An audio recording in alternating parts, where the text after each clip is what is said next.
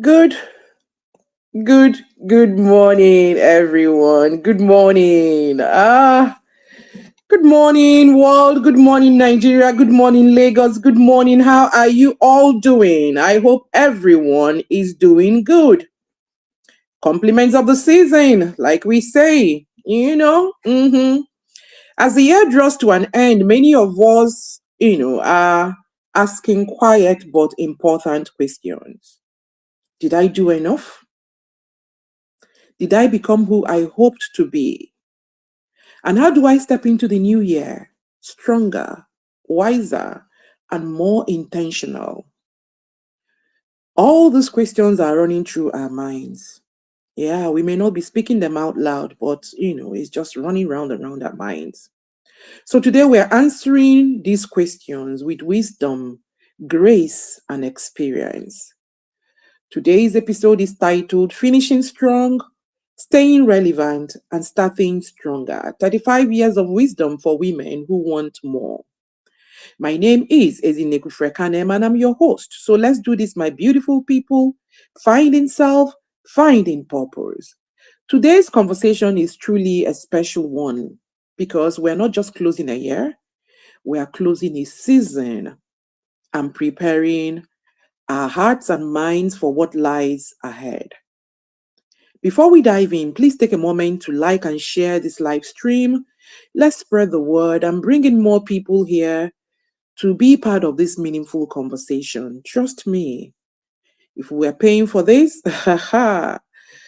our guest today packs in a lot of lived in experience that it wouldn't come cheap.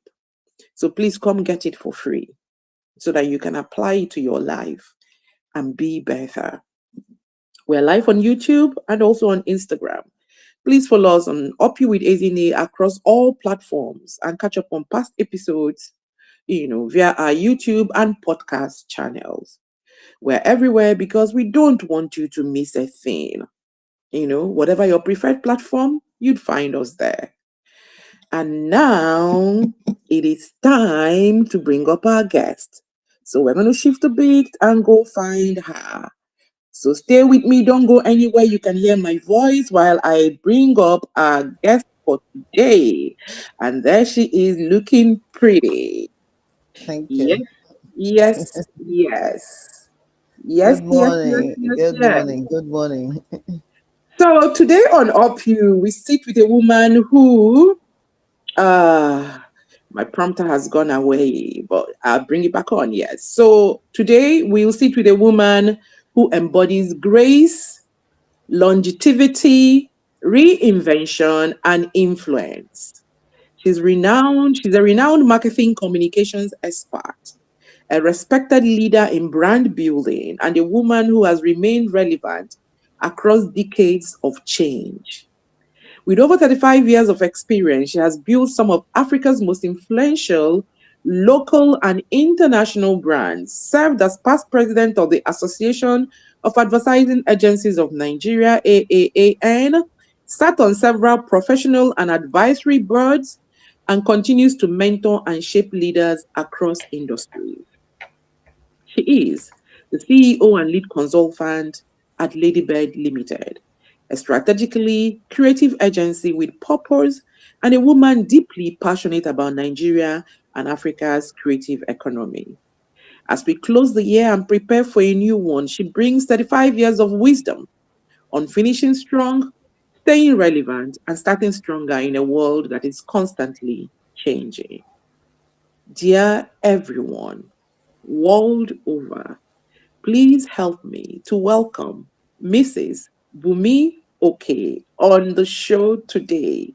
Good morning, ma'am. How are you doing?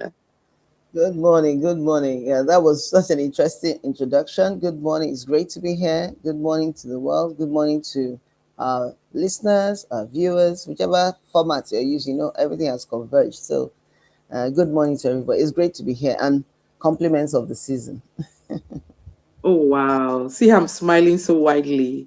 Thank you so much for being here, Mrs. Okay. It's a Thank you for pleasure. joining It's a us on pleasure. UpYou. It's truly an honor to have you. Thank Come you on for the now. kind words. I was going through your CV or your profile, rather. And I was like, oh my God, isn't it? Here is lived experience, back to back to back to back. If I started reading it, we will not have this show. So everybody, please go on her pages and read her profile for yourself.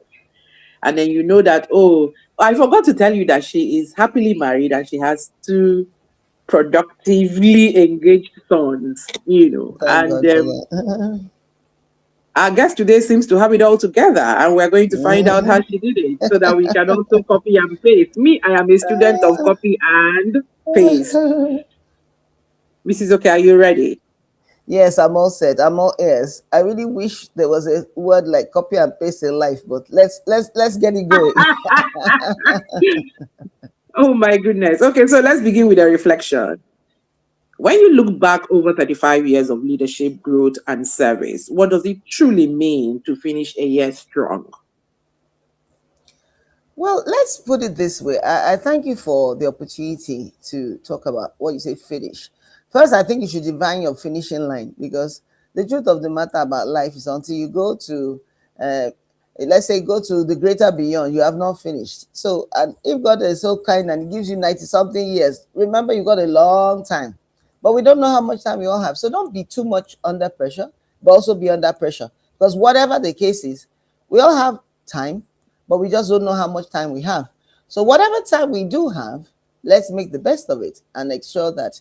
So and ensure we bring out our very best. I think one of the greatest things and the privileges to be on earth is the fact that we all have an opportunity to make the best of ourselves, because they say the unexamined life is not worth living. And you examine your life and look at all your different potentials, what you have. We're all wired differently. What I love about the way God has created everyone is that even identical twins. You told me, you said I have two sons. Yes, they're actually twins. They're not identical, but they're twins. But one thing that is interesting about life is that no two people have the same fingerprint for a reason. Because everybody has their own life to live and everybody has to play their part. And nobody's life is insignificant, no matter how much we feel. So first, I'd like us to say finishing strongly is to say define where your finishing line is and where your starting line is. First and foremost, is it finishing your career? Is it finishing your we say your personal life? Do you want to have more children? Do you want to just get married? It depends on what phase of life you're in. The finishing line is going to be totally different. Have you watched a race where you see children? You see that the distance they give them is far shorter than those who are mature. Yet they are finishing. They finish strong on that line. And then by the time we get to ripe old age, the finishing line for very elderly people is going to change again, even though you've run and done sprints and what have you. So I think the first thing is not to put too much pressure on what this finishing line is. Even God, does not have a cut. I mean, I've seen with my 60 something years on earth, I found that it's a privilege to get to what you call an elder state, because you then realize you can look back and talk. It's actually a privilege of life because you then can reflect. So I'll say from reflecting, one thing I can say to help people short, to maybe help others and not put too much pressure. The first thing is you must put pressure, but don't put too much pressure. Everything in life is pressurized, whether it's your blood pressure, the airplane pressure, the pressure in the car, the fridge, then the pressure in your love life, the pressure in the cooker. There's just pressure everywhere. I'm not talking of Lagos or wherever you are in the world. But the point is, you must control the pressure. So that's why I said, taking it from the finishing line, what is the pressure that you need to finish well? So you first decide, where's your finishing line? What do you need to do? Some people, just being alive and well and healthy is the first most greatest achievement. Because let's face it, if you're not healthy, you can't even this what we're doing today, you can't even do it. That's when you realize that you don't take things for granted. Even when you say you want to put on your makeup and all that, it means you still got your face to look at, you still got your hands moving. I mean, let's not take life for granted. But you see, with privileges, anything we have that is a privilege, there is a responsibility.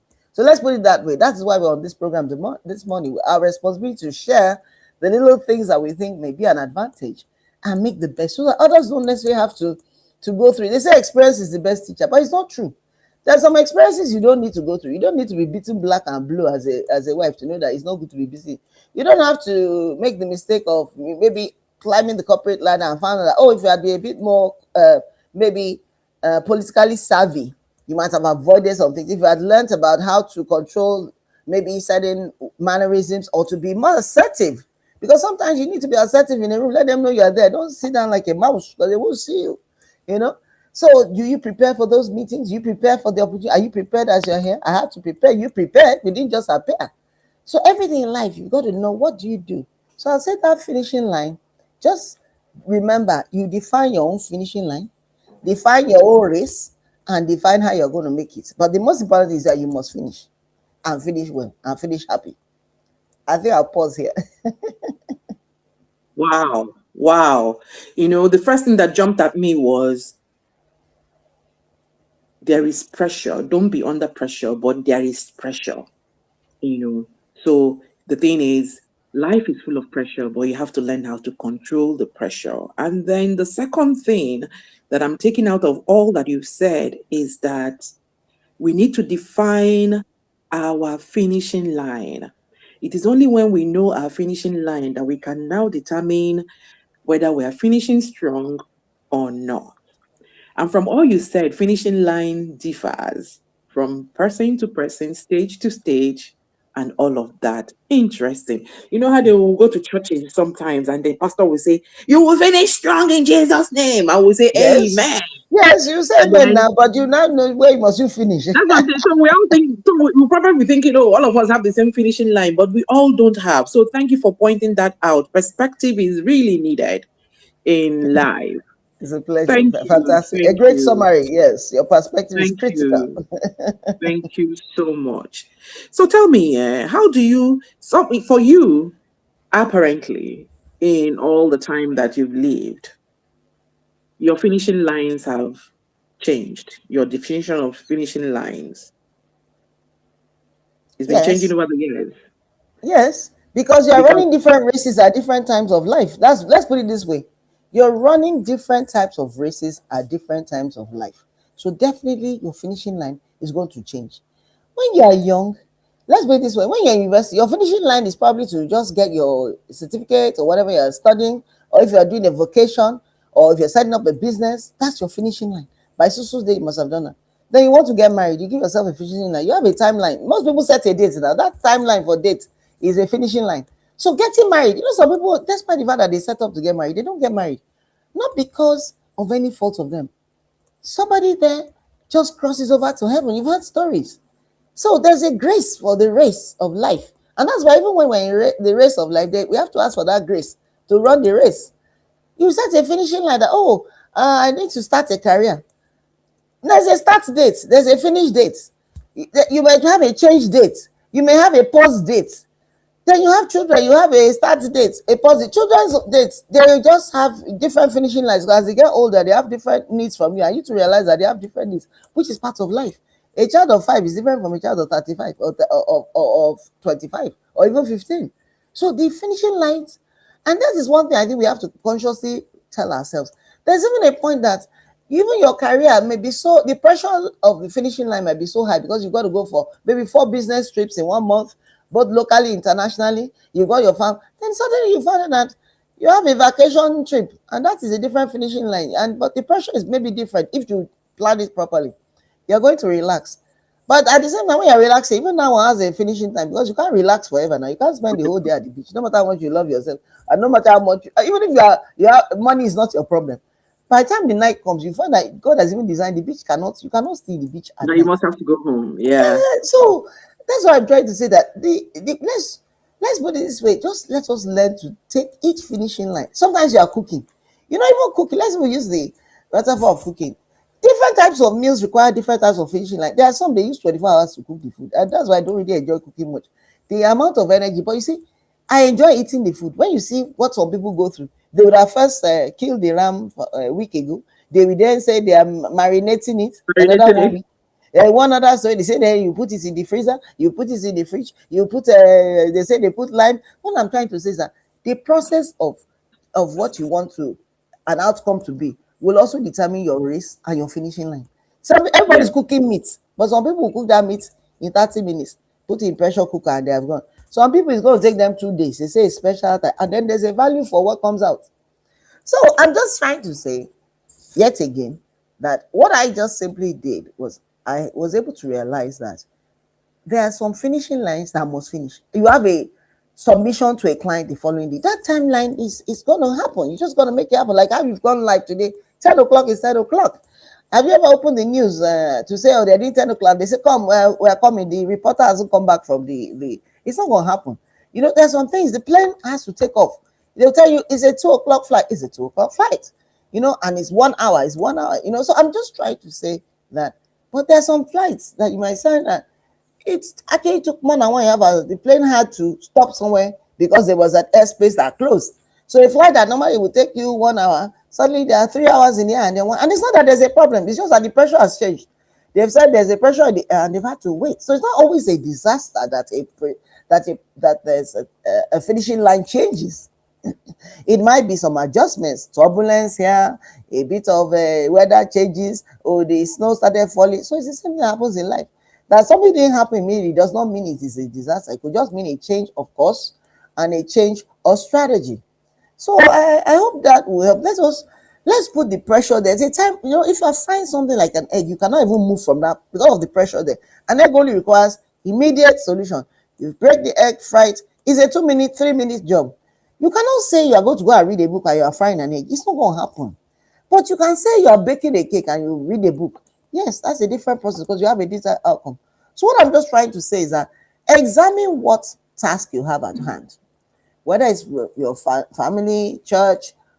Is there a timeline that cannot be changed because it's going to affect everybody else, or is there a timeline that you can adjust? So you have even timelines you have to prioritize. There's some things you can prioritize. A baby that needs to be fed needs to be fed. Otherwise, we're going to have that baby agitated and screaming. You cannot say, me too, I need to eat now. What is there? That is why they say sweet mother. Because you know that even if you put down your food, because it's now reprioritizing your food. But there's a time that you and your husband say, do we really need to eat today? I mean, let's just, if I did this breakfast, let's move it to brunch. Because you know at a certain age, you are not going to starve. Because you will even say, maybe I'll lose 1 or 2 kgs for this afternoon. But the point I'm bringing out is that everything on earth, I come to realize, has its own timeline, but also the timelines can shift, and it doesn't mean that there's a problem. So I hope that is speaking like that, we can understand that. Don't be afraid if you plant something for the end of this year and it now moves to February. It doesn't mean you haven't finished wrong. It just means your timeline for ending the year is February and starting the new year is going to be March. That's what I'm trying to explain in some cases. But in some cases, you know that you didn't finish well. So that's what I'm trying to say. You appraise yourself. That's why they say do self-appraisal. And I'm sure if you're honest with yourself, you know what you did well and what you can do better. Be your best version of yourself. Thank you very much. Thank you. I'm glad I asked that follow-up question because I wanted you to actually say to women that you have the permission to shift the expectations if they are not falling into place and not judge Exactly. yourself and bog yourself down that you can't even start again. Thank you. Thank you so much. So tell us, You're welcome. ma'am, how do you intentionally honor the wins, the lessons, and even the disappointments that come with each season? Because even now you talked about, let's say you're on a plane and your destiny, your plan was to get there by 2 o'clock because you had a meeting scheduled at the other end for 3, and then weather comes and you don't even get there at all. So how do you honor such wins? How do you honor the successes? How do you honor all of this journey such that it doesn't cause you depression? Because most of what we hear now is I'm depressed, I'm this, I'm that, and that Very good kind of question. stuff. Very good question. Very good question, my sister. Isn't it what I've come to realize, like I said, looking back, I think the first, everything is in phases. How I would have been thinking at 20 is totally different from 30, it's different from 40, 50, and now in my 60s. What I discovered is that you must learn to manage your success and manage your failures. Success, enjoy the moment, jubilate, celebrate yourself. But remember that there's always, just like how the goalpost moves with timing and pressure, the goalposts of success too can move. That you have one car today doesn't mean you cannot have two tomorrow. That you don't have any car today doesn't mean that it's a problem. You might decide that, you know what, I'm even going to do fit farm. I'm going to start walking around like life. I don't even need a car. You might find that you don't even need it anymore in life because really your circumstances have changed in the sense that You only go around your estate. When you need to go out, you call an Uber. So you find that you may not need it. Doesn't necessarily make you less or more important. I think one thing we've got to critically decide for ourselves is the fact that we are human. Don't let, and as long as we have flesh and blood moving in us, we're always going to compare. We're going to have to continue to move on, because, but they find that even the body is about movement. Whatever you eat must come out. When you sleep, you must wake up, except the person is not there. There are some things that of cycles of life that are just consistent with living. So it's the same thing with success. Success brings some, nice emotions, makes you feel good. But you see, failure is also how you define it. What is a failure? For example, it's something you planned for but it didn't happen. As long as it's not a life-changing situation. Because you see, when you look at the fact that what you may think is a failure, sometimes if you put it back into the word we just discussed, perspective. Okay, you didn't meet that pitch, but you can always repitch. That's the difference. And win another one. Because you are still you still got all what it takes to do that pitch. But if the person has maybe gone to heaven, then there's no process. That finish line is finished. But as long as God has given you good health, sound mind, there's some things you can recalibrate and even get better. Have you seen how a rubber band, elastic band works? It has to go back first to get, if you just hold a rubber band, it doesn't give you the elasticity and the push you need. But there was a game people used to play as young children where they'll be, they'll use it like almost like a boomer, so almost like a catapult. You pull the rubber band back. So the stronger you can pull it back, the more effective the movement. That's what happens sometimes with setbacks. Sometimes the setback is actually ready to catapult you. So, and you have to pray for wisdom, because some setbacks are actually stepping stones for where you are going. They allow you to recalibrate for being great and being successful. There are also some successes that you have to pray they are not your downfall. Some people, did they have to wait to become minister for everybody to know they did not have a certificate? So you see, if they had done the right thing along the line, I would say that platform was a platform of promotion, it became a platform of demotion. So don't feel that every platform is meant, it's how you, let me put it this way, you have to be careful how you manage every platform you have. Every platform in life is supposed to be for elevation, but it can also be for demotion.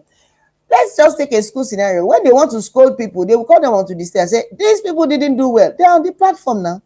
The same platform, they will call and say, these are the best, excellent students that did very well. Now, doesn't that tell you that every platform, how you use it is critical? And it's the same thing with platforms for life.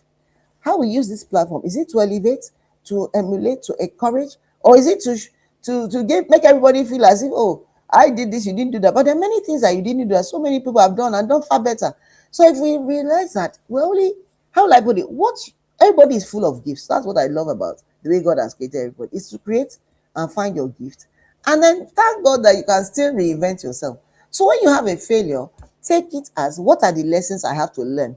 Because that failure is not actually something that has stopped. You see, the word failure sounds so bad. But let's put it this way. They say break failure, heart failure. So they always sound negative.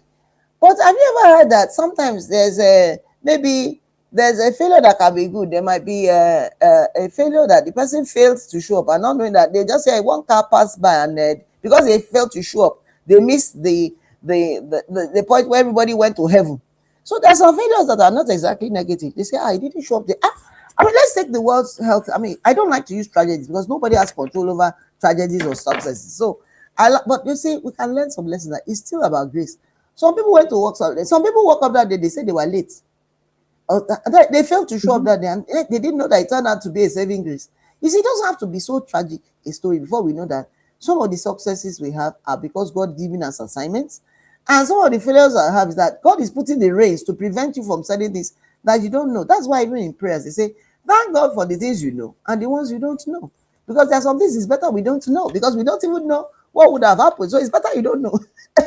So let's just thank God that the outcome is what is important. You come out right, you have another time to recalibrate and do better, and also achieve more success. But what I would say about success is that even success is defined by what you think is successful. Someone who is hosting a town meeting, for example, and she has been planning for 1 year and she's able to do it well, that is a successful one-off event, but it's successful because she has planned. Someone's having a wedding and having a child. They're all success marriage mentors. Your career is over a period of projected and long time. That is why they say a successful career over a period of time. They would have been failures, they would have been setbacks. But you see, when they do executive summary, when they see that over, just like when they do your report card of school, they'll take the averages. They say, this person is excellent student, because on average they got 70%. But there was some, maybe the person got 40 something percent, but lucky it didn't count for them in life. The same thing with us in our careers and life. When you've done well, you've done very well. And some areas where maybe you didn't, because you've done so much better in other areas where it's sort of negates all these ways where you did, the areas where you didn't do so well. So I just say, take yourself seriously, but also don't take yourself too seriously. You go to a party, you're all well dressed up, and then your stiletto breaks. No problem. Remove it. If possible, I always say after me, I always have slippers or something in my car. Because if one shoe breaks, because somebody, am I going to say because of that I will not do what I'm doing? I just go into plan B or even C. I have slippers. If it's raining, put rain shoe. I'm just saying things will happen. But are you prepared to adjust to things that are not so critical, that will now want to take the critical success out of you? I mean, some things you just need to prepare for. Remember, like women, how they always take food when they prepare, they are going to a party, but they've taken their children's food, the wise ones. Because they know when they get there, maybe the food is still, the caterer came late, and the child says, I'm hungry, I'm hungry. And you don't want to spend some unnecessary money. So I say, women have fantastic skills that you don't know. So they packed lunch box. The child is excited. They don't know that you are in that lunch box. You have done economics of scale. You have done hygiene. You have done plan B. So many things are in that lunch box that they don't understand. So I think we'll rest our case. Women, just commend yourself. Don't over pressure yourself, but pressurize yourself to achieve what you think is important. Thank you. Thank you very much. When I was doing the intro, the promo today for the show, I promised you all great nuggets, and you can see that she's dishing it out. I'm holding on to two. I don't know how many you have. So please write the ones you have in the comments. We'll come to you. The one I have is, I have one that says, that setback may have just come to catapult you forward. Yes. I have another one that says, you may have missed the pitch, you can repitch. That is amazing. Thank you. Because one, she spoke the language of the ad man. And coming from that background, I just got it. I just know what, see, we're all pitching in this life at Yes. various stages, in various places. So if you miss one pitch, don't worry, go back, prepare, and come and repeat. Your repeat might just be fantastic. I love the way you honor your wins and honor all the whole situation. Thank you. I think that's something that we as women should learn to do, because women, we carry a lot, we do a lot, and we don't even give ourselves the grace that we ask God Exactly. to give to us. Exactly. We That's need why to your learn how to program is start so giving ourselves. commendable. Thank you. Thank you. Thank you so much. So now, as a leader, let's bring this down to year-end rituals. Because when you've successfully lived a year, that's 365 years. By the world standard, we calculate our time in terms of day, weeks, months, and then year. Yes. So as we are approaching the end of the year like this, are there some practices that you do that keep you centered mentally, emotionally, and spiritually? Because I, for one, I always wonder how we get very tired towards the end of the year like this. And then, vam, boom, December 31st comes, January 1, all of us are, hey, Happy New Year! And we are full of energy again. Are there some things you do that gets you going like that? Well, thank you for that question. You see, what I find interesting is that in life, there are some constants. As long as God gives you health and some, it's like your birthday. It doesn't change from the day it is, as long as you're alive. Mm-hmm. January 1st of every year will always come, and so will 31st of December always come. So if you're a planner of any sort, you will know that those days you have to decide how you want to spend them, because there are other pressure points that come with those significant days. So some days are known, like you said, end of year.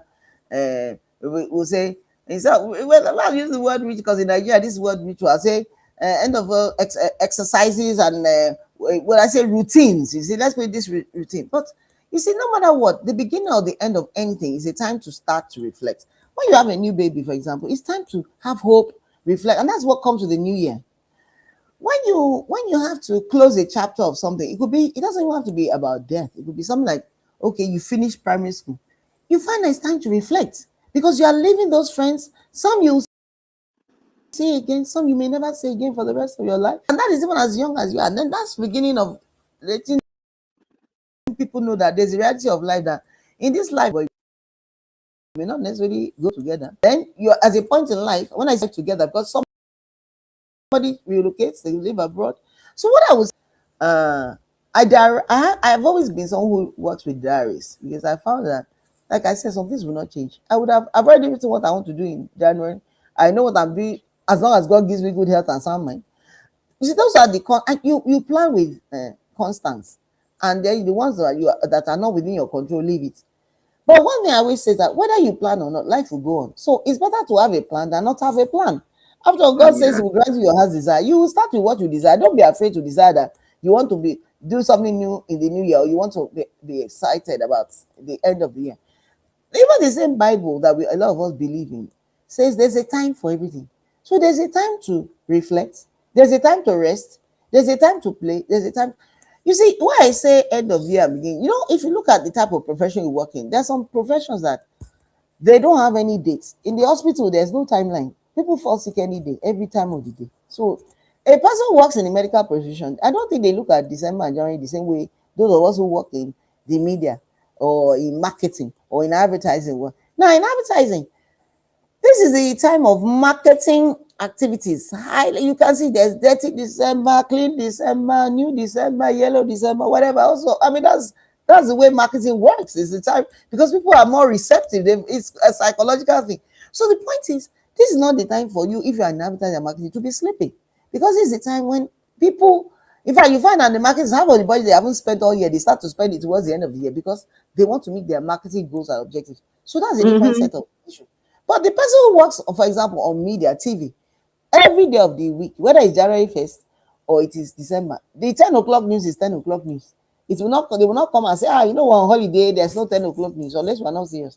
The only thing is that they can do, because of the season, that they do special editions.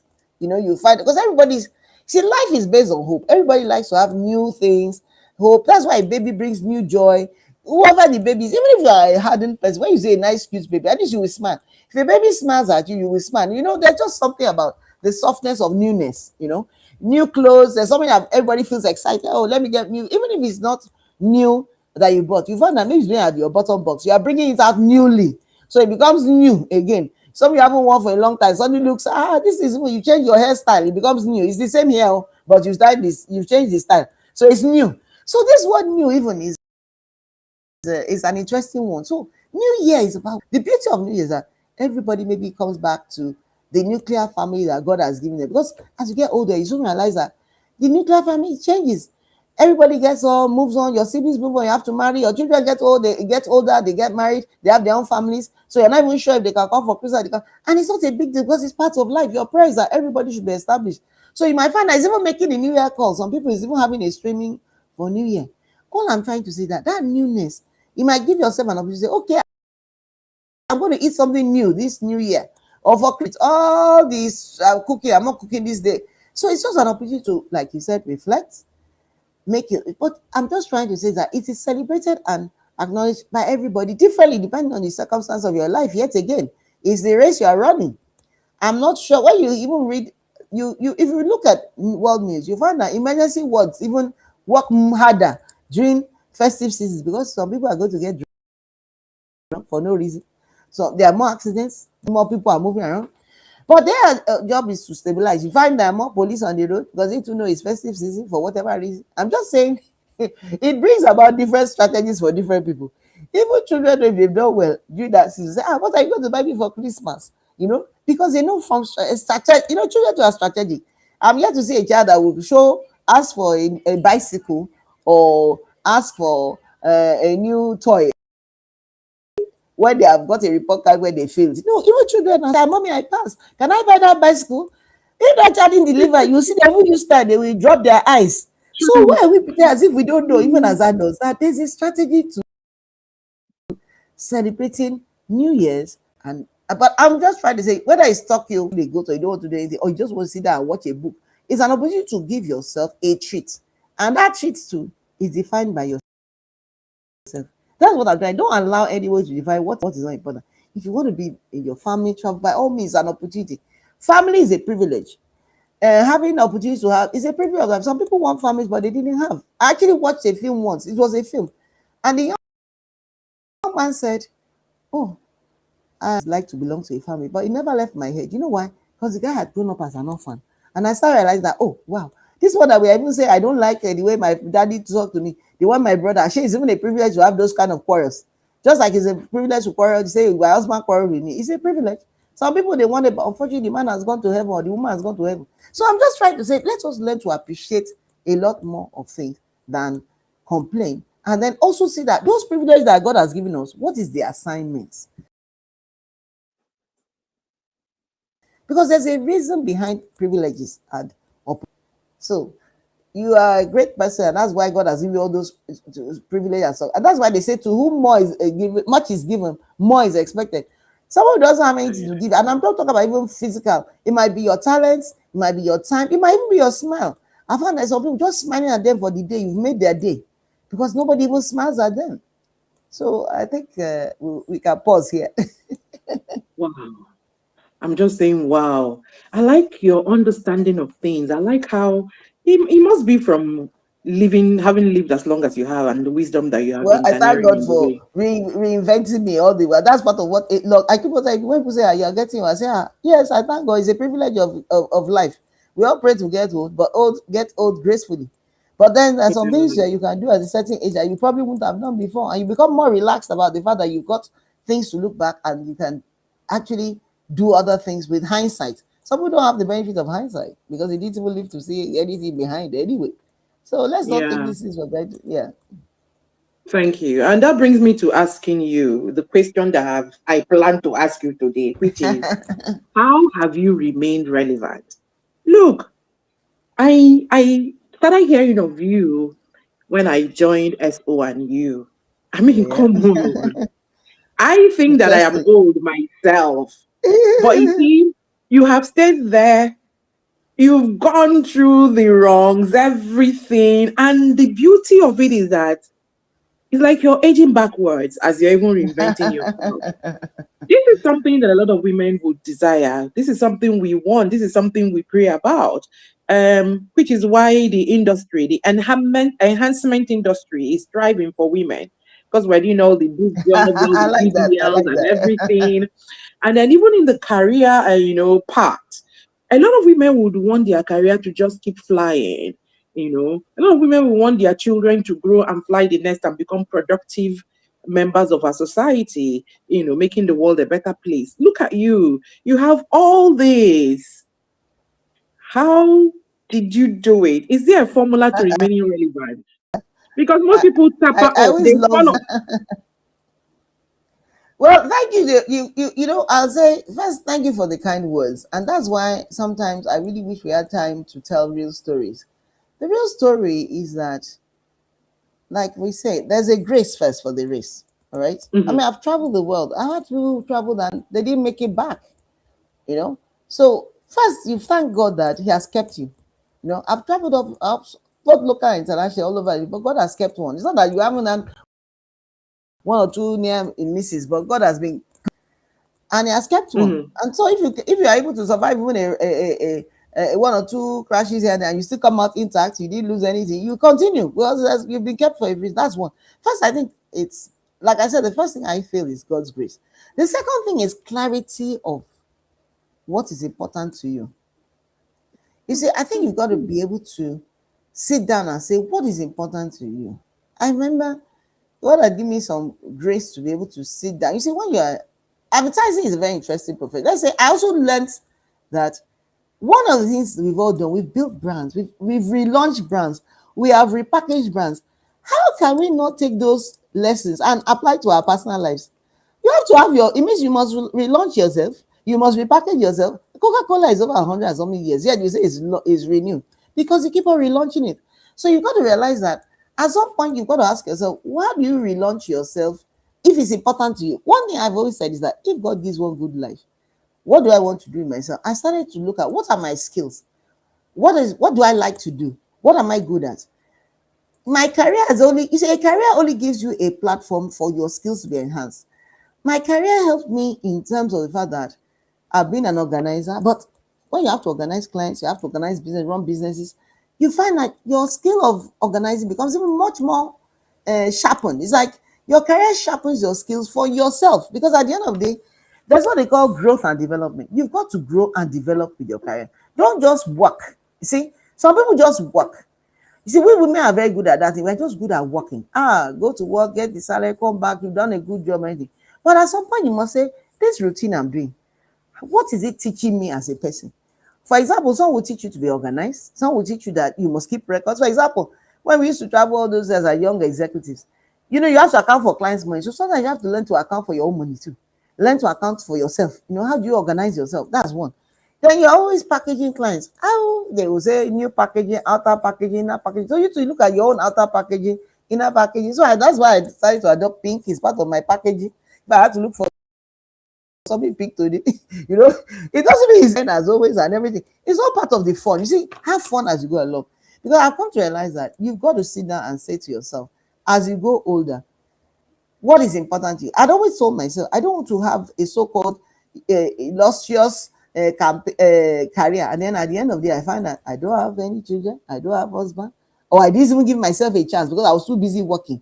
At least I was saying, give yourself a chance. Go on a date. So I always created time I always knew that I must have a family as God will give you. I must find a work-life so-called balance. Because I look at it that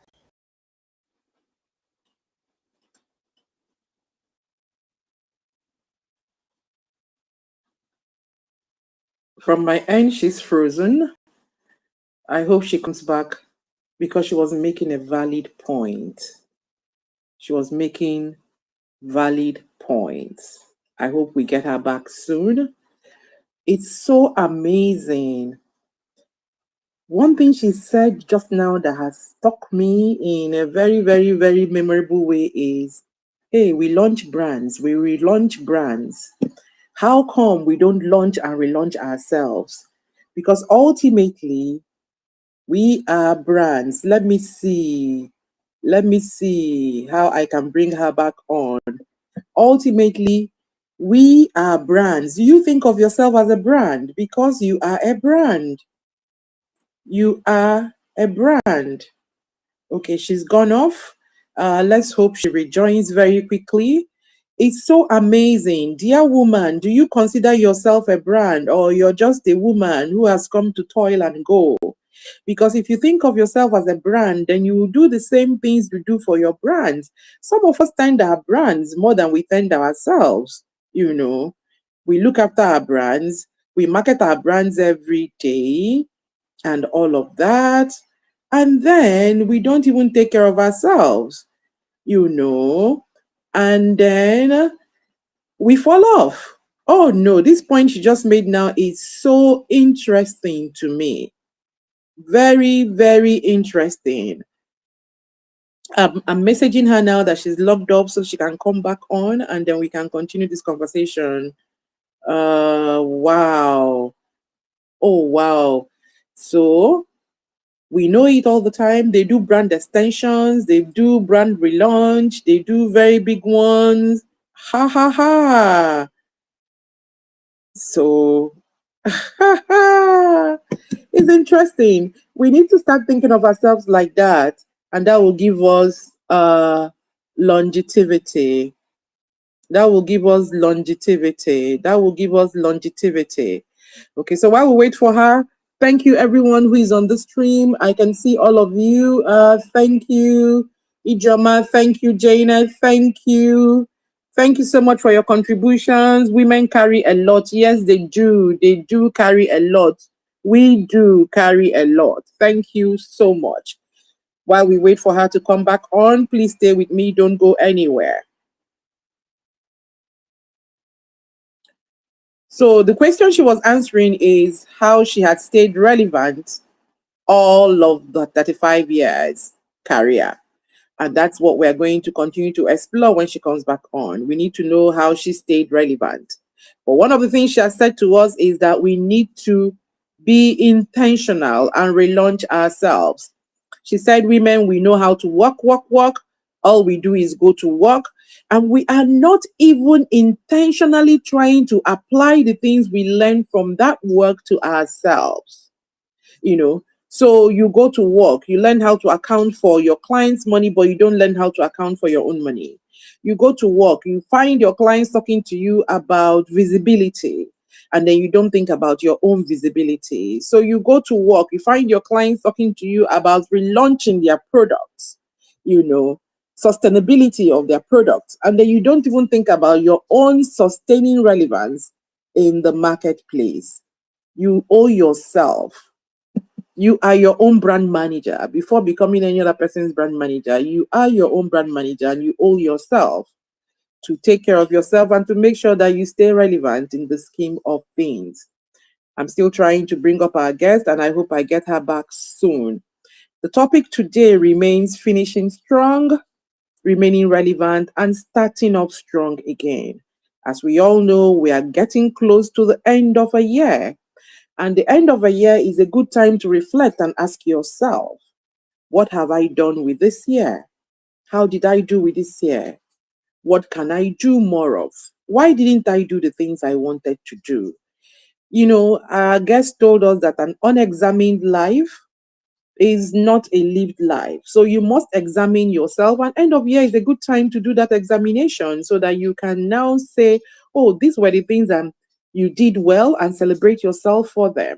And then these are the ones you failed at, and then take your lessons from them. She's back, and I'm going to put her back on now.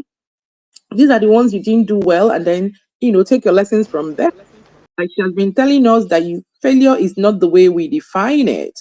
So it is a note for you to do better. She's back on now.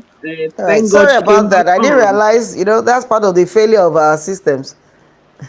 And I was talking about failure, and you came on and started talking about failure as well. Welcome back. Please just pick Thank up from you. where you were. You were talking All to us right. about reinventing and how you stayed relevant in the All right. marketplace. Thank you. I'm glad you can hear me. I'm glad you can hear me now, and I'm glad I'm back. So Yeah. what I will say is that this is all part of it. To be honest, I didn't realize that it was a network that had gone off. I just realized that something changed. But this is all part of it. The show must go on, as we say. Mm-hmm. Just make sure that you adjust. The way I look at it, this now we know that we have plan A, plan B. I had to now start looking for my plan C for my internet. So, and unfortunately, it came on. And that's the way life is. Like I will talk about shoes. You're going somewhere, you're walking down the aisle, and all of a sudden, the one shoe gives way. You either remove the two shoes and continue walking, or you can freeze there. But the point I'm just bringing is that things will happen, but this is not a life-changing situation. This is just a temporary setback. Okay, the internet went off for a short while, fine, it doesn't affect anyone, but it's one of those things. So anyway, I think we can take it from there.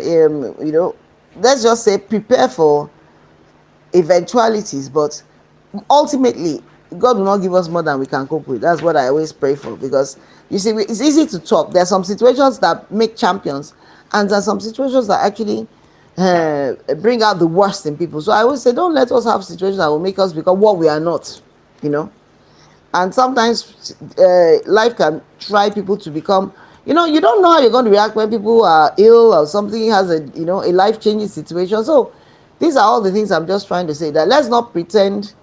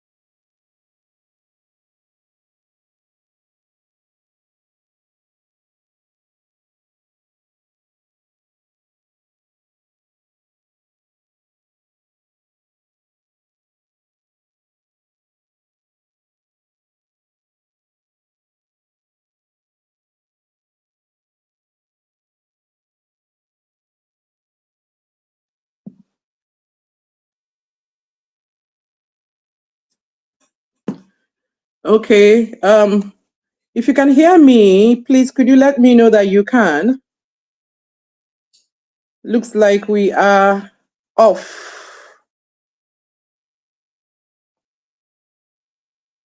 If anybody can hear me, please let me know that you can hear me.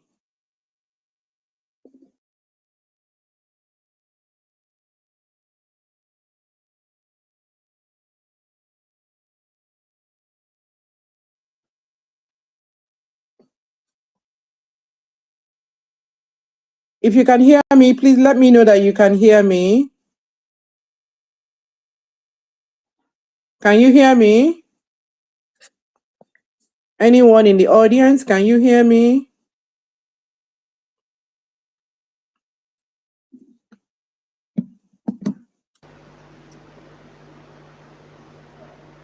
Okay.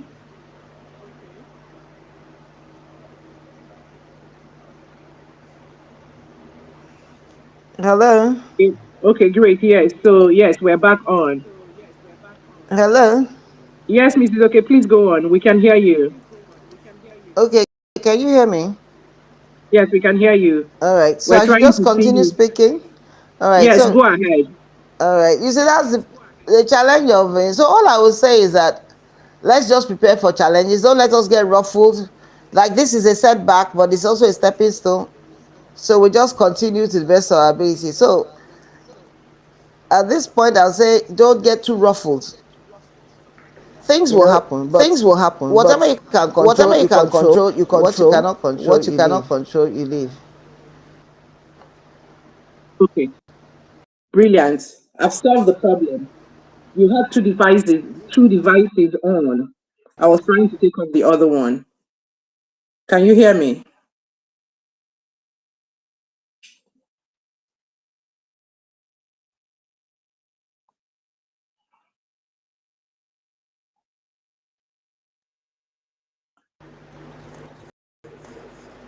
Hello. Hello? Just hold on, ma'am. You have two devices on. I'm trying to take off one because it's now beginning to echo. Okay, Can please you switch speak off. now? Let Switch me off see. the computer. Tell me to switch off that Well, because I don't know. I wanted that. Let me switch it off. Okay, switch off the one you want to go off. I've done. I've done that. I'm shutting I'm down. shutting down. Uh, okay, speak. Let me see. So it's So off. it's It's off. off It's now. off So it should now. be So it should okay. be okay.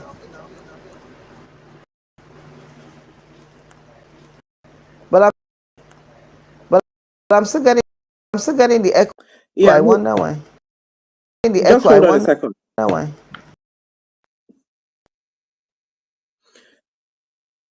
Okay, speak, ma'am.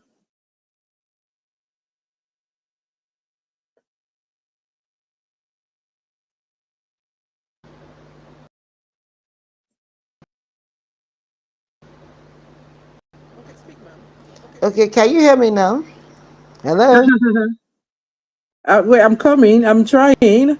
I can see your face on one. I can't see it on the other. Okay, try now. Let's see. All right. Hello. Okay, I can hear you very well. It's fine. Any improvement? Yes, actually, yes. It's good now.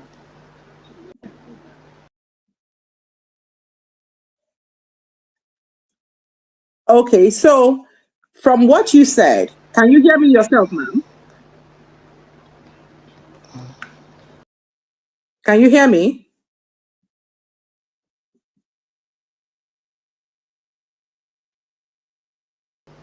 I just can't see you.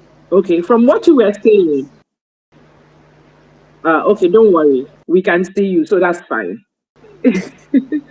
From what you said, from what you were saying, one's mindset has a lot to do with how one stays relevant and how one reinvents.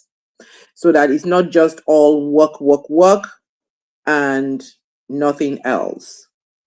Yeah. So please, could you tell us, and when I mean us, I mean speak to the women who want more impact, more purpose, and more fulfillment. What sort of mindset do they need to have?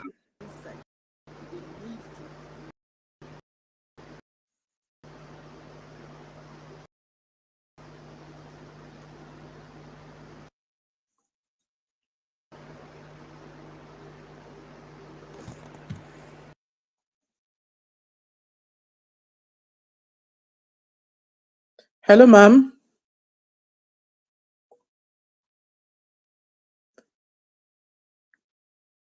Okay, ma'am. Can you just go off completely and come back on? Is it possible? Okay, can you hear me? Very well. All right. So you said what I said do you need now to continue Yes, to reinvent yourself? yes, and remain relevant for the women who want more impact, more purpose, All and right. more So what I fulfillment. was you you first look at what do you want to achieve and what do you think is whether it's your personal life, your career, or even social existence, as in with your with your family, immediate family, and so on and so forth. And then if you are a so-called, titles don't make you. You make a title. Hmm. Hmm. Make yourself what you should be. That's one thing I would say. That's very, very Can important. you hear me? Titles don't make you, you make the title. Yes, we can hear you, ma'am. We can hear you absolutely. Hello? Titles don't make you. I can hear you, ma'am. I can hear you. Do you want to go off and pause? Hello? Hello, can you hear me? Let me take you completely off and then you come back all over again. Okay, so I've taken her completely off and we're waiting for her to come back again. And I pray that she comes back. But one thing she said, which is also very key, is that titles don't make you, you make the titles. And you have to have the right kind of mindset to understand that as you're pushing for more. So it's not about how many more titles you have. It's not about how big they sound. It's about what you are Hello? going to Can you make. hear me Yes, now? yes, very well. Welcome back. It's not Well, about thank how you. big the titles are. It's not about how high flating the sound. It's about what you make of the titles. That's what she said. Titles don't make Thank you, you. you make titles. And she's right back to continue from where she stopped. And I'll give you If an you're just example of joining why us, that this is came. up to with Thank Ezinne. you for holding. Yes, go ahead. Thank you for holding. See, that's part of the challenge. So, like, why I'm saying a title does You're not welcome. make you. Look, I once went to buy tomatoes in the market, and a lady gave me her card. She was CEO Mhm. of tomato business. So, as far as she's concerned, she's an entrepreneur, which is true. But the value and volume of the business she's doing, they are not the same as Exactly. somebody who is the CEO of NNPC or the CEO of So, what I'm trying to say is that she's in every right. She's a CEO. You know, so maybe the total value of her business is Mhm. maybe 1 million naira. But the point I'm bringing is that so if you're worried about titles, the fact that somebody is selling tomato, say she's CEO of tomato business, does it mean that even within the tomato business, there are some that do multi-billion-dollar businesses and there are some that do 1 million naira. So my point is, it's all about your capability to think, stretch your mind, and handle different uh, project levels. So you don't need to, and everybody must operate at whatever level they are designed to operate. If you want to improve your level of operation, means you must get experience, you must get the expertise, so that when you're in that room, you can hold your metal. They can give you a title. You've seen people who get there, when they get there, they can't make it because they don't have what it takes. But some people get there because they are prepared before they get there. So all I'm trying to bring out is that don't be worried about when people you see somebody's profile, that is them. That's their own assignment in life. What about your own profile? And I'll give an example of how, you have to know that your profile is Mm. important. When I was much younger and I just had my set of twins, I remember I just come out from England and I had them out of the country. And I'd been off work for almost like a year. So I now said, let me dust my seat because I'd had work experience before I worked. I came back to Nigeria, I started my interviews, and somebody said to me, we don't take women in this kind of place. My first start thinking was very weird to me because I looked at it, what is it about women? So you mind if you have a complex as a woman and you said you don't take women in that, and I thought to myself, if the person I'm talking to luckily is not the chief executive, that the fact that he's saying that doesn't make it. Unfortunately, I was able to talk. So you must know, you must be confident about what you're doing. I didn't tell him that look, you're not the last sale. I just thought in my head that if that's your thinking, It's rather unfortunate. So I went to see the chief executive. Eventually, I got to be the first female client service executive in that company. Anyway, but that's just by the way. But the one that now, I'm saying you're always going to have things that challenge your existence or your capabilities. I then came and asked a question to get a new job, and the person said, you've just had a set of twins. People that even have one child, you have two children, how are you going to cope? And I said, yeah, I said, you're a woman. I said, excuse me, please, can we get this perspective right? I said, number one, how many of your staff have even had the exposure I've had in the last 1 year living out of the country? That's number one. So I can tell you, I'm bringing to you already some expertise and exposure you don't have. Number two, I've been multitasking. Do you know what it is to manage and bring two children? It's multitasking. And it means I have capability to do so many things at the same time and do them well. And by the time I finish, I say, okay, it's all right, it's all right. So of course I got the job. But my point is, what was supposed to be a problem actually was a promotion. That's my point. They told me my so-called circumstances were not right, and I made them clear that it's like, because you don't understand what it takes to do those things. So that's my point, and I hope everybody will understand that. That you're a full-time housewife. Have you qualified your skills for what it takes to be a full-time housewife?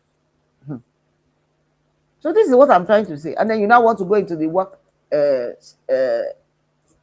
workforce. So you've got to decide how you hone your skills and make them work for you. I hope you can still hear me.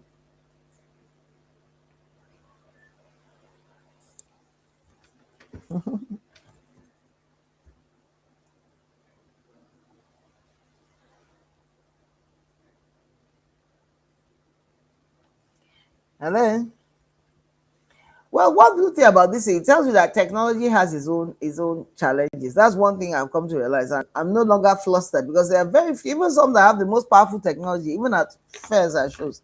You see them set up and one little glitch here, especially in an environment that is so challenging. So it doesn't fluster me anymore, because you find that you just have to make these things work somehow.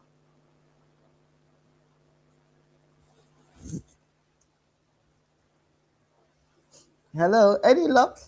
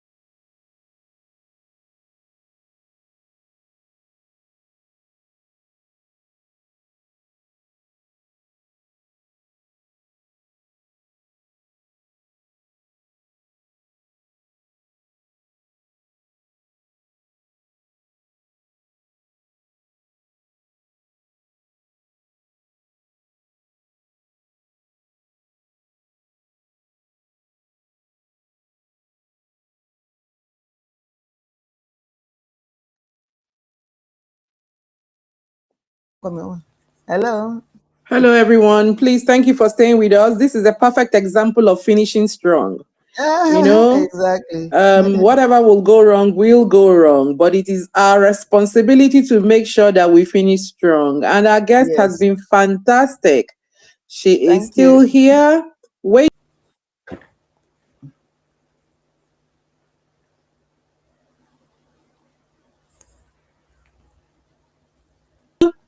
and then we'll continue the show. Stay with me. Please don't go anywhere. If you're just joining us, this is Up You with Ezinne, that show that you love very much. And my name, as always, is Ezinne Kufrekanem, waiting to bring on our guest right now to continue talking to us. So please go anywhere.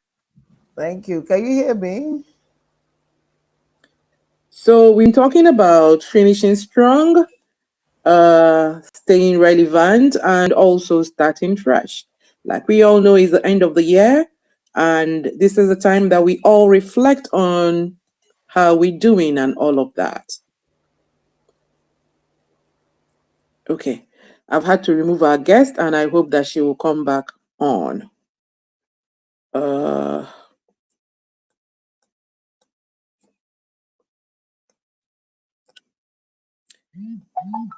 please stay with me.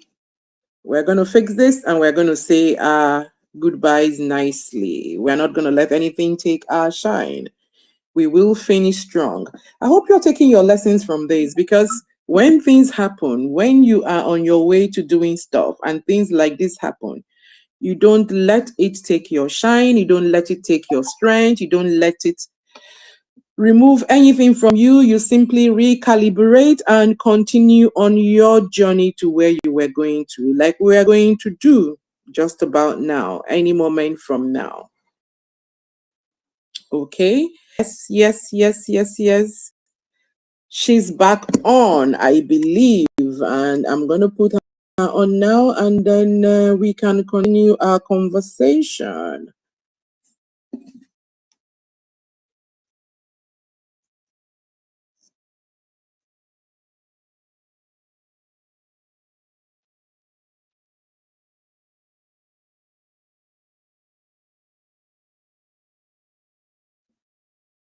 Can I tell you what's going on?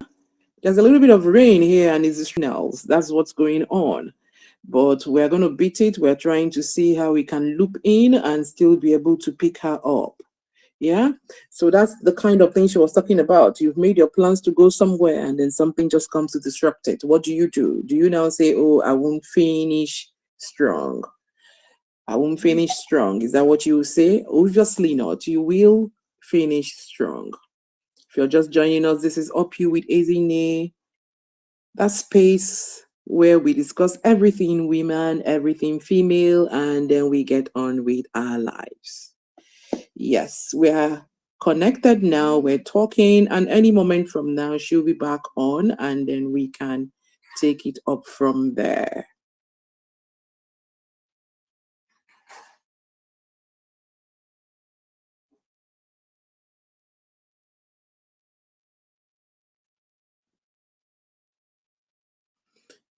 Yes, yes, yes, yes, yes, yes, yes. We are winning this one. Like we always do. So that's the winning mindset.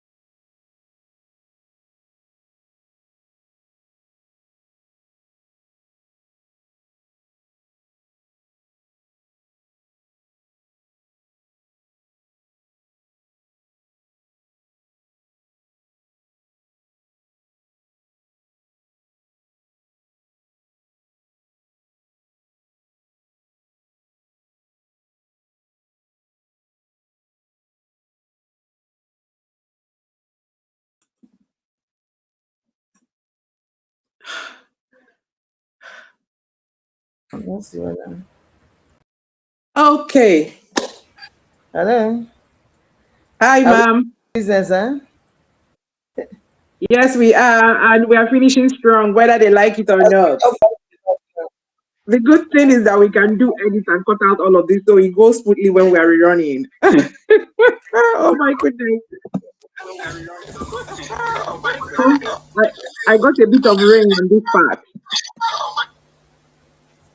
So are we okay now? Yes, we're very okay.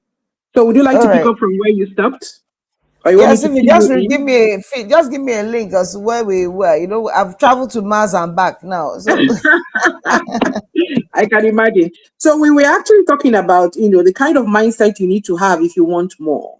fantastic. So you can see just going through this. If you are not determined, resilience, determination, you don't get flustered.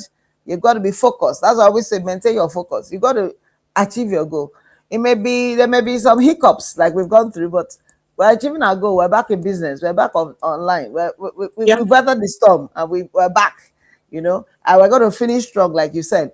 So I think the mindset is really that you can do it, even when you are flustered. Your confidence. If you need to recalibrate, get help, like we did. Ask people, is the internet blah blah blah? We got help. We got it. Like, we just keep going. You know. So that's what I would say. Just because at the end of the day, I'm also looking for the fact that this will surely come to pass. We're going to finish this program, and then you relax, drink tea, and commend yourself that you've done a good job. Yes, there might have been a few of hiccups, but in the process, it's not a big deal. That's the point. It's a big deal, but it's not a big deal. Because we've dealt with it. That's why it's no longer a big deal. If you don't deal with it, that's where the problem is. Where you leave it hanging, then you're wondering. So I think that's the same way you deal with big things and small things. If you want to get married, you've got to plan that. How do I get married? I mean, whatever age you are. If you want to have children, then you decide, how do I get children? If you're of the age, you can adopt. There are many ways in life you get married if you are young. I'm just saying these are your choices. Never forget that you are you. And at the end of the day, there's no room for regret. Unfortunately, regret does nothing. It doesn't change anything. So don't allow yourself to get to a point where you say, I regret to do. It's of no use. So don't use that word. They only use that politely. The only place where I think regret is good is invitation and say, oh, we regret to say we cannot attend your afternoon lunch. That's not a big deal because at least nothing spoiled. You just didn't get the food. But you say you regret, I didn't go for that job, I didn't go for that, I didn't marry that man. He's not going to do anything because that change is too big. There's no point in having regrets. Just have reflections rather than regrets because there's nothing you can do about it. So concentrate on what you Mm. can do rather than what you cannot do. They always say in trying to prioritize your life, deal with what you can deal with. Sometimes when you think it's so important, sometimes when I'm running to an event or I'm running late, I don't like to go late. I then ask myself some questions. One, will the event continue without me? If the answer is yes, then you know that it's not as important as you think. Will they miss you? Maybe not. If you are the key speaker, even that one, you can always apologize and you'll be calling on the phone. Not that it's responsible because it's not right, just like today. So the point is, why did we come back? Because I knew that we have decided that we're going to speak together. So it's important for me to get back on. But if it was something that was just a listener, maybe I might say, okay, I can replug and replay later. But I will still achieve my goal. So you need to be able to sit down and tell yourself what is important so that you reduce the pressure or you control the pressure. Let's be that way. Control the pressure so that the pressure does not control you. That is the real problem, so that you can come out your best self.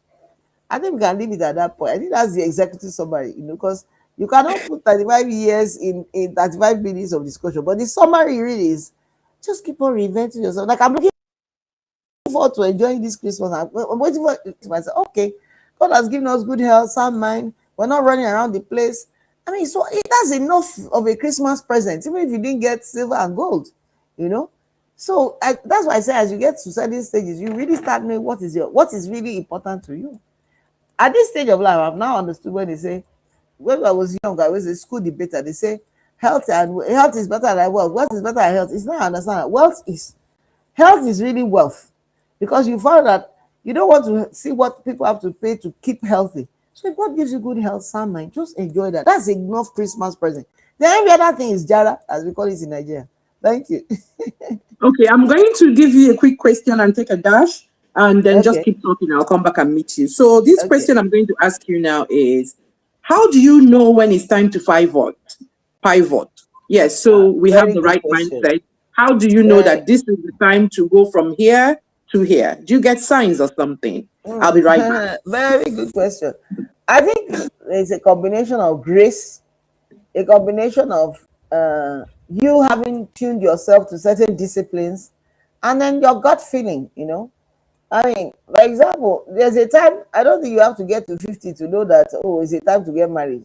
I don't think, because your gut feeling will tell you that even if you get married at 50, certain things that may not be on your advantage side, for example, as a woman, your biological clock, so on and so forth. So I think your gut feeling will tell you the younger the better, you know. But I want to get married at 15 because you have other responsibilities. Can you look after yourself? Can you yourself? There's a part that is logical. There's also a part that is spiritual. I mean, and I'll give you this real life. I mean, when I was,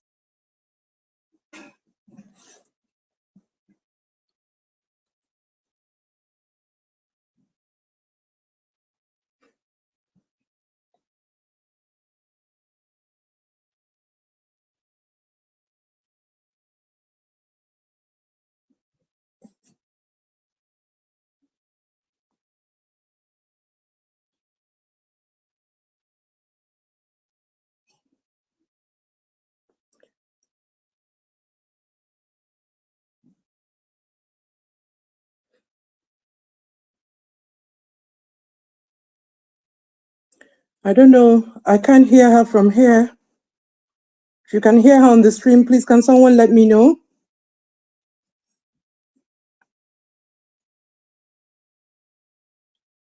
Can someone please let me know if you can hear her on the stream? Okay, she's gone and she was about to give us a real life testimony. Let's hope she comes back on and then we can take the testimony. My question to her was essentially saying, how does a woman know when she needs to pivot? When you've stayed on this rung of the ladder of life long enough for you to veer off this way or that way, as the case may be.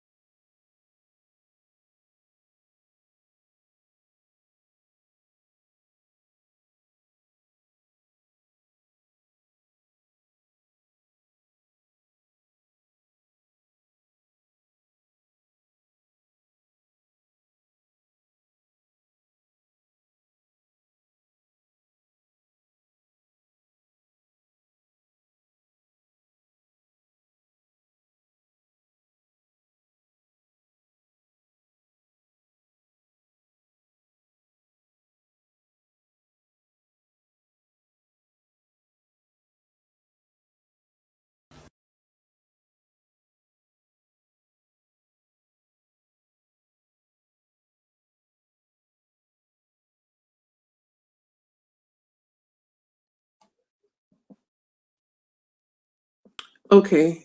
Indeed, she is back. So,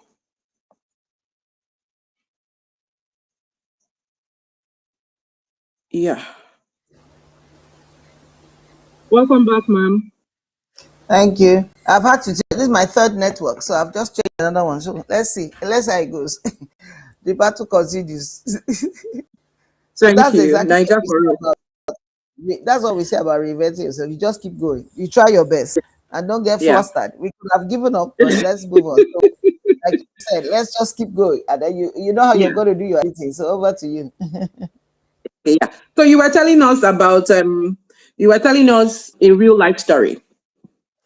Yes, you see, I was explaining. You asked a question about how do you choose how do you know when to pivot and when not to pivot? And it's a very Mhm. difficult question to answer, but I can only share what made me make some changes. Some were out of my what I liked or what I didn't like. Like if I find myself in an environment and I'm thriving, I tend to stay. I'm quite a loyal worker. I'm not somebody who just changes.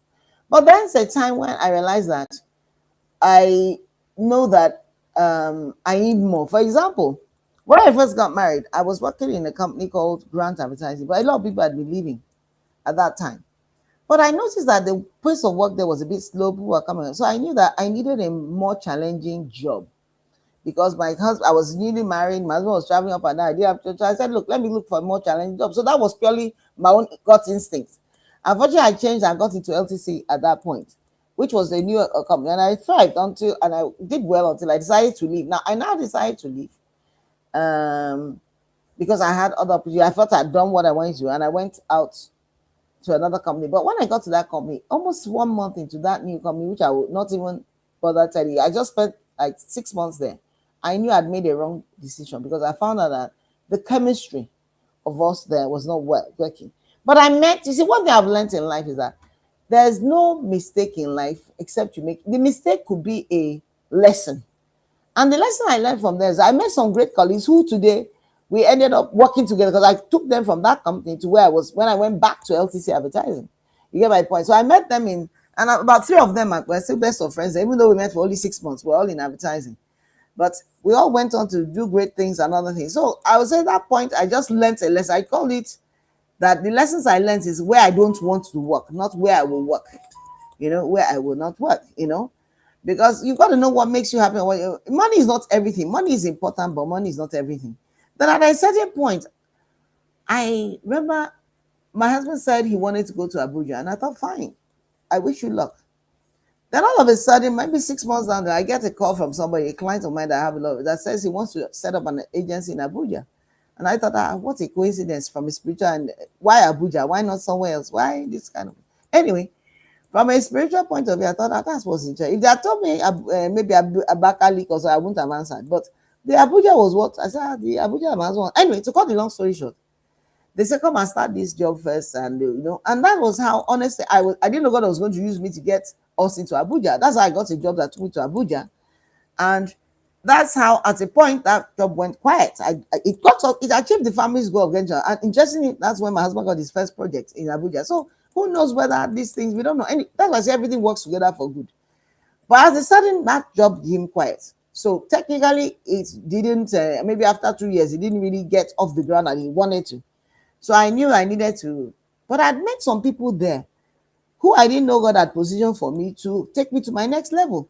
Because there was this, I was working with these people from USAID and what you are, some Americans where I did a project, and then they also had hunted a man called Professor Jekede to start the Open University. So I met him was a consultant in Australia. So in fact, I learned about time zones because at a point I'll have to talk with Professor Jekede in Australia, and then I'll talk with my boss in America. So I had to be dealing with different time zones. They're all opposite parts of the polar. So that educated me on different parts of the world and so on and so forth.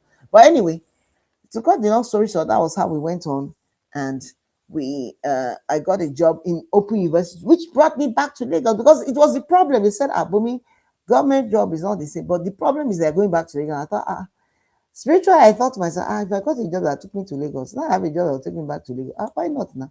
So that was how I got government experience anyway. And at a certain point, I got this after about 2.5 years. I got this on very unsettling part of my mind that I knew it was time to move. I knew I would go back to exercise, but I didn't know when and how. But I just decided, okay, let me. Then my husband said something to me, But you can get a job from newspaper like Abiola got. And it's called long story. That's how I started going for. I just decided that by the 30th of that month, I was leaving. I hadn't even know where I was going. But I did one thing. I did about several, and it's called the long story short. That was how I eventually got into 141. They were headhunting for somebody else, for some other job. And then they saw my CV. They said, but we didn't know you were going to. So I applied for that job, but I think it was for a company that had gone down, that they were first applied. But they now had this new opportunity to settle. And they thought, if this woman wants to come back, this would be great. Anyway, that's how I got back to advertise. And and 141 became one of the best agencies in the world. How do you explain that? There's some divine grace now in all those things. You understand? The timing was just somehow. But if I hadn't pivoted to Abuja and all that, but I've missed those opportunities. And at a certain point, when I finished in Abuja, I had always had this. In fact, I'd always had the idea to do something with the word ladybird as a business. So at a certain point when I'd finished, I mean, I'd achieved what I wanted to achieve in 141. I even had shares. I was doing well. If it was about money, I didn't even have to leave. I could have retired. But something in me said, no, it's time to move on to other things. The assignment that God had given you to do ladybird, go and do it. And that was how I moved on to do set up my ladybird. And and funny enough, I've achieved so many interesting things through that platform, which I never thought. So, so I just say there's grace. I don't think there's any formula except the grace of God, honestly. And then trusting your own instincts, being prayerful, and also not being afraid. Because I looked at the worst scenario. At least I'm not going to. I looked like I have a roof over my head. I'm not going to. You are not going to starve. You see, you take calculated risk too. I mean, the children had finished, so there's some risks you can look and say, I'm not paying. You are not doing school fees. You are not doing school runs. You are not doing this. So I would call it my career adventures in life. Say like at a point you can do career adventures because part you even slim down if it's not. You say you are the slimming, but there's a way that a person sleeps out of stress is different from out of choice. So our parents will never get to a point where we're doing things out of stress. We're doing it out of our choice. So I think there's grace, honestly. There's also guts. You got to sometimes just say, you know what? I don't want to deal with this. I don't need this. I don't have to deal with this. I can get better. Sometimes even just having your peace of mind. Sometimes you are in a place you say you don't want to do this. And don't be afraid. What can happen? That's why I say don't let your position define you. A car cannot define me. I define a car. Like my husband will say, you make his slippers royal. You're not, it's not the slippers that is royal. You make the slippers royal now. Why is it that? So whether it's not the car or the type that makes you, you are who you are. But you come, they say, oh, you have presence. You have presence. You are the one that must create presence. So when you go somewhere, people will know that, yes.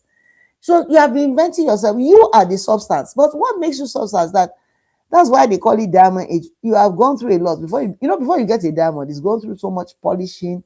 It comes from dirt and soil. By the time your career becomes diamond, you've gone through a lot. That's why we can talk now. But you're not going to tell them all the greats you've gone through, all the things you've learned, some lessons you have paid. But at the end of the day, when you get to your diamond jubilee, we're now working towards platinum. So I would just say, don't diamonds shine and glitter, but they are focusing on all the hardship they've gone through before they get to the point of being a precious diamond. And so when you become a precious diamond, you find that there's been a lot of pruning, cleaning, polishing, sharpening along the line. So don't be afraid. Sometimes when you're going through some areas, you're actually being pruned for greatness. That's just what I would say.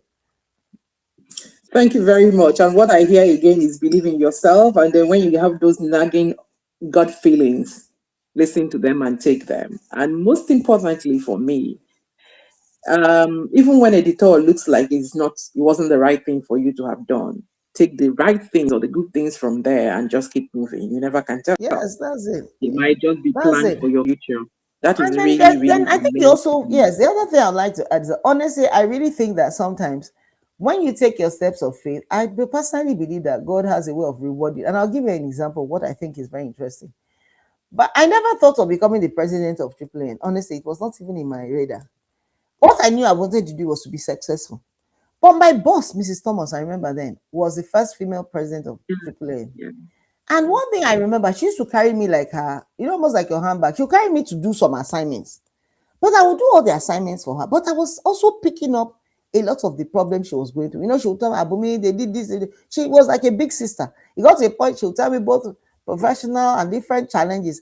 I didn't know that she was giving me a blueprint of something that was going to happen. That I would now know. I remember Miss Thomas went through this one. Oh, this is what happened. Yes, and So my point is, you also get what you respect. I remember there were times, even in the office, she had challenges as being a woman boss. But I would support. She would say, Bumi, I need to do triple S. I'll just go and meet the client innocently and say, can we have adverts for the triple N, blah, blah, blah. And they'll give me, because I was the client service director. I wasn't doing it because I thought I was doing it. I was doing my job as far as I was concerned.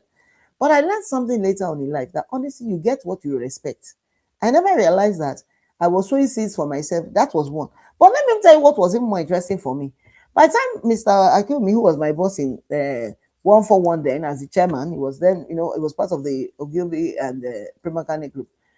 But we grew 141 from almost from an agency that didn't exist to a world-class agency, which I thank God for. But the point is, I remember by the time he called me and said, they're looking for somebody to do triple M president. It didn't even occur to me. I didn't think very well that, the way men talk is different from the way women talk. Me, I'll come out straight and say, would you like to go for the role of president? They don't do things, those kind of things. I had been vice president anyway, and I'd done other roles. So every time they gave me roles, that's another thing. And you do it well. I've done many roles in Triple M since Mrs. Thomas's time. A lot of people didn't know that my 141 was even his second coming. I'd even been very successful in LTC as client service. And LTC was was a leading agency at the point. So I've seen agencies win. So it wasn't even about that. But I've seen agencies, they come and go. This our agency life, they have ups and downs, But so it's part of the life of the agency. But we have what they call student entertainment. We have a lot of big titles, big name. You travel fast, but don't let all those things just enjoy the moment. That's where I sit and keep on moving. So what then happened was when I became president, I didn't know that God had some interesting platforms for me. Number one, that was the year that Triple N became 40. Was 40th anniversary. So it gave me a platform to perform because it was an anniversary year. That was also the year that Bumi, Julie turned 50. So it was my 50th birthday. So it was a milestone birthday. But what was more interesting was that I was also the first time we were invited to national conference. So I got to invite to have my name in the history books as a member of the national conference. There was so much debate. I didn't even know what it was first. But because I was the president, people tried to to juggle me to do as if suddenly debates that who's going to go. And they said, when we've had all that, is who debated? There's a president. You see, women, you have to be ready to sort of battle politics, are ready to go. Because I already lived in Abuja. So it wasn't looking like, so they'll try and say a woman cannot go. She cannot leave her family. They're the one answering the question, setting the question, answering it for you. Who said I can't go? I've lived there. In fact, I knew Abuja better. So God had already given me that platform. But there were people who rose up and said, no, Mrs. Okay is the president. She will go, and that was how I went. It wasn't so. I'm trying to say I could have chickened out and say, no, let somebody else go. I want to go, and I went and added to my profile and my Rolodex because I didn't know it was such an important national assignment. I met so many people from that one. So my point is, all of this happened within, and what I found was that somehow God designed it in such a way that even if I was a master plan, I couldn't have planned. It all happened that within 3 months, all this happened, and by the 6th month, everything was over. The national conference ended, my presidency was ending, and so was a national conference. How do you plan that? That's why you don't know it's God that is the master planner. And it just happened that my birthday was 50. So I did everything I did. So I was, how would I put it? I was given, I had so many historic and newsworthy events that pushed my profile into the public. So how do you do that? So I just found that there's something. So you just have to go with the wave and hone your skills, learn how to speak publicly. And because we are now in the internet age, I found that everything is on the internet. So by the time I was about to launch Ladybird, I didn't know that I had what you call social media clout. So it was already on the. They said, Miss Okay, it's going on. I said, oh, because in the generation of our bosses like this, they didn't have social media. So half of what they did is not necessarily recorded. But our own is already on it. So I had to start to Google myself. If I was one of the directors, I said, but we have to Google it. Have you seen what is, because every time you do interviews, it goes there, all these things, media, blah. So I'm just trying to say how the earth will collaborate to give you your, the success that you desire, that you don't even see coming for yourself. You're not the best planner. And since we're having a heart-to-heart meeting, I'm trying to say, even me that I thought I was a planner, I couldn't have planned all that. I can assure you. They got the master planner, made everything so perfect that I was just, it was even so much that because it was a milestone event, like I said, I got to do some politics. So I had to even get Senator Omosu to come, and he came. But that's why I say you can pray. Everything I prayed for, I used to say, look, me, I don't want representative when we do government. That's another part I'll say before I say, how they say they'll send their deputy or send one. Me, even when I was praying, I used to pray that, look, once I get a chairman of a company to come, I'm not ready to hear they send their assistant or their PA. I'm not ready for that story. So they'll say, you can't tell me no. But even with it, I will be putting prayer, because even with this, anything can happen, even state emergencies. But I found out throughout my tenure, none of them, not once did I have someone say self-represented, whether it was a minister, whether it was the guy, all our speaker, everybody came somehow. That's why I say God will collaborate to make your things happen, so that you two will be looking like a success. So you just enjoy it. So that's what I'll say, you know. So if that will help So you, that don't be afraid to know that you too God will has be your a success. back. This one is more than looking like a success. This one is that you too will be the success. That is it. That Congratulations you don't afraid again, that God has got man. your back. Yes. Yes. Congratulations. Honestly, frankly, Thank the you. what I hear is show up in whatever way, manner, or form. Just show up. The universe will do the Yes. rest. Uh, And God is exactly. I the show up in your owner very of the best. universe. Yes, your very best. Yeah. Yes. So he chose everything. That's what I think that's what the Bible means by lines will fall in pleasant places for you. I'm telling You you. know, all you Yes. need to do is show up and then the rest will align. Thank you very much. Yeah. So let's wrap Yeah. up this conversation. I did say today that Exactly. be supersonic and it's gone on for almost 2 hours and that's amazing. And I did say that this conversation is for someone today, otherwise we'll not be having all these glitches and people don't want you to say what you're saying, because what you're saying actually is life changing. I said this Thank you. conversation might change the way someone will enter 2026. You know, for that woman who is feeling, oh, I'm this career move I made in this last quarter is not good. I hope you're taking No, notes right no, now. no. For that one who Exactly. is saying, oh my God, this whole year I didn't do anything, don't worry. You see, in 2026, somebody's going to call you based on something that you did. Your footprints are everywhere. You're not even aware. So don't worry. You're going to get that visibility that you want. That's essentially what Mrs. Okay is telling us today. And so I'm going to say to Mrs. Okay to please wrap up, looking into 2026. How do you think we should arrive as women into 2026? And while you're at it, please leave us with your very closing remarks. All Thank you. right. Thank you so much. Thanks for being such. I mean, this is what we call resilience. Part of what I'll say we need in 2026 is resilience. It's not Mm, going to get any better. The environment is very challenging. Let's be honest with ourselves. But challenges make champions. So we've mm, got to, I mean, look at this having plan A, plan B, plan C. Whether it's for your family, for yourself, for your health, you just have to try your best to be your very best. Even prayers, you have prayer A, prayer B, prayer C. You just thank God that God is not tired of us. Having said that, I also think that God has given man humor for a purpose. Honestly, when they say laughter is the best medicine, try and get to a point where you can laugh. You can't buy laughter, but laughter is medicinal. So what I would say is that do things that will give you opportunities. Sometimes just take yourself out. 2 days ago, some of my friends just came up, my classmates. I have this platform. I do a lot of networking. I have a lot of general friends, but I might not have parties like that. But I have a lot of networks because I believe in social. I believe it's good to be sociable. I'm not a socialite, but a sociable. I meet people. I go out. I don't mind. I'd like to do what I think will make me happy. But one thing I found, my girlfriends just came.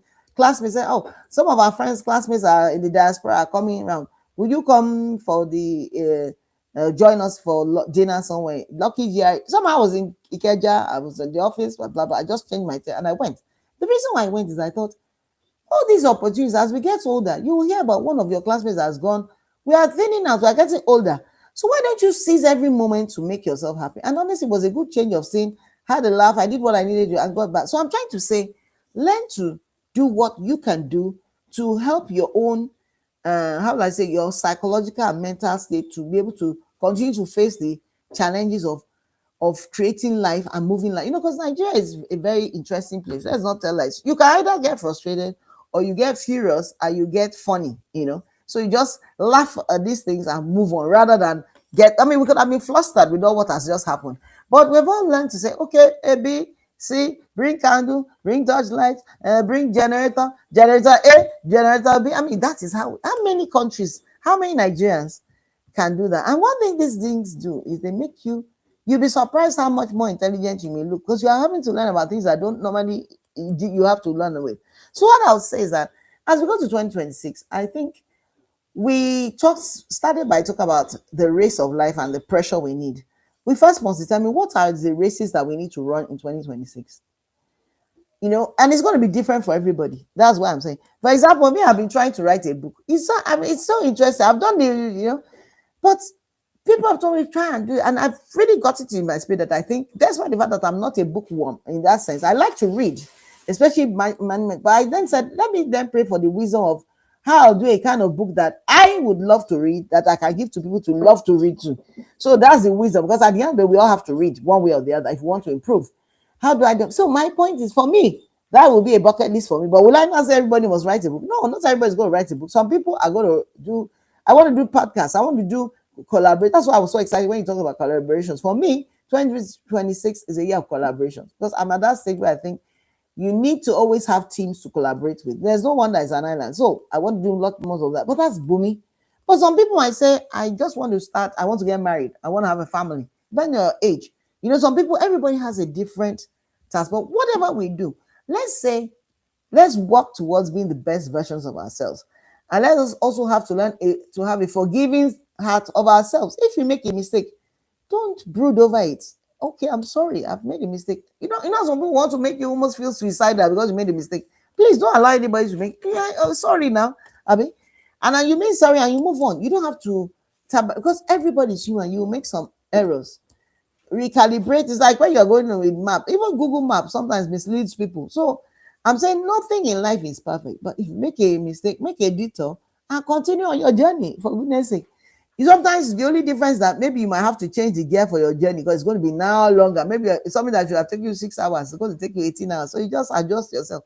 I mean, there was a time I had an experience. This was a true life experience. I had to go for a business trip to Morocco. I went, this was about 10 years ago.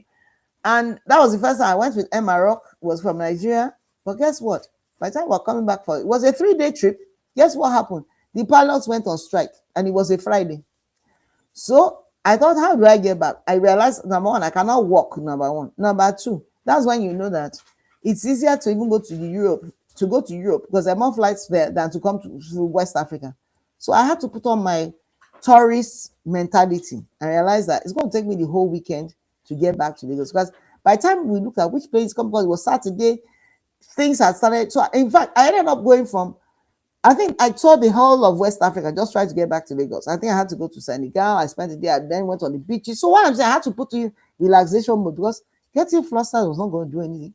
I needed to get back. What was important was safety was assured. I said, okay, let's assume all these places are all safe. So let's just I'll go and sightsee. A few hours in, go to the beach there, catch the flights. So then I went from from Dakar to Abidjan to Ghana to Lagos, just because we couldn't get a flight. Now, if I didn't put myself in tourist mode, I would have been frustrated, pent up. But I realized, okay, I have to tour the whole of West Africa this weekend. Even though I missed the wedding and wedding goes, and that was it. But it gave me a different perspective. It was a problem that became an opportunity. That's what I'm saying. I don't know what would have taken me to all those places.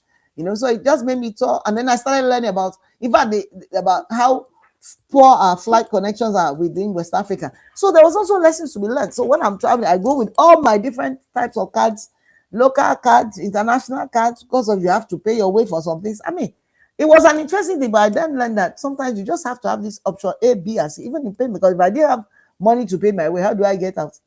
Yeah. And at some point, your title does not help you. Don't say because you're a chief executive. At that point, nobody's going to, you're your own chief coordinator. Nobody's going to help you at that point. Even if you have PA, is your PA going to come and help you book and flights when you are stuck in the middle of nowhere? So you better get savvy and do what you need to do. That's what I'm trying to say. They assist you, but that doesn't mean you should know how to assist yourself. Don't make yourself redundant because you have people helping you. It's just like saying if you have a cook at home, does that mean you should know how to cook? There are two different issues, So let's just keep our focus. I would say do the things that make you happy, keep healthy, and keep on moving to what makes you excited and happy, And then we continue to trust God to perfect everything concerning our country, because if our country doesn't get better, it just adds to the challenge. Because I just looked at all the challenges everybody went through just to try to put this up. It really should not happen, but it's happening, and we all pray that it will get to a point where it will be a thing of the past. We hope to say, oh, in those days they used to take life, but they don't take it anymore. That will hopefully be our portion one day in Nigeria. Thank So you. I think on that, just try and have a good attitude to yourself. At least you owe yourself nothing but joy. So try and create joy for yourself so that You'll be smiling. You know, you funny enough, even as people, we all look better when we laugh than when we frown. So we have to find a way of laughing more than frowning. So just enjoy your life and make the best of it. It's only one life. You know, there's no duplicate. So enjoy it. Thank you very much. Thank you. Thank you so You're, much, Mrs. O'Kane, on this program today. you're welcome. It's been very You're welcome. enlightening as well as enriching. Um, Thank I you. don't know for the people who have been on the live stream, but judging from the amount of comments I have, they have enjoyed themselves. And Thank apart from you. enjoying yourself, I hope that you have grabbed something that you can hold on Thank you. to and work with. By way of summary, dear women, some of the things I've heard today is that we need to love ourselves. We need to learn how to smile. We need to learn how to look at things, even when they seem like they've come to frustrate us, and laugh at them. We need to learn how to laugh at those things, those circumstances, and everything. And then we need to learn how to use them as step ups to where we're going to, which would believe in ourselves. No matter what stage you are at in life, no matter what finishing line you've set for yourself this year, if you made it, man, we applaud you, up you. If you didn't get to your finish line, no problems. We still applaud you, up you. Because, like our guest told us today, the fact that you're even alive ah, is actually the biggest finish line, because it is the person that is alive that can continue to run the race. So you're here. That means you're still in the race. So, finish line, it may have moved, no problem. You'll get there. You see, just yesterday, I was telling someone that some of the things I thought were going to kill me, I'm still here, you know. So even though they looked so far fetched then, God still brought me past it, and I'm still here and I'm still going forward. So that's the important thing. Your mindset is everything. Your mindset is everything. Your mindset is everything. You must make sure that you work on your mindset and make sure you keep it positive. And as we leave 2025 and go into 2026, everything is okay has said. You must have to bring it to bear. I wish you every single bite on your journey into 2026. I pray that all your dreams come to pass. And I pray that you smash your objectives one after the other. Everyone for watching, and come your way next week. Remember, Thank you. you are your own brand. So work on yourself, launch yourself, so extend yourself. Do everything that you know that brand managers do for brands, because you are your own brand. And then finish strong, stay relevant, and then I'll see you next time on the show. From Mrs. Okan, myself is UpYou, and bye bye. Up you. Yes, ma'am. Thank Bye. you. Yeah, Thank bye. you. Bye. Okay. Thank you so much.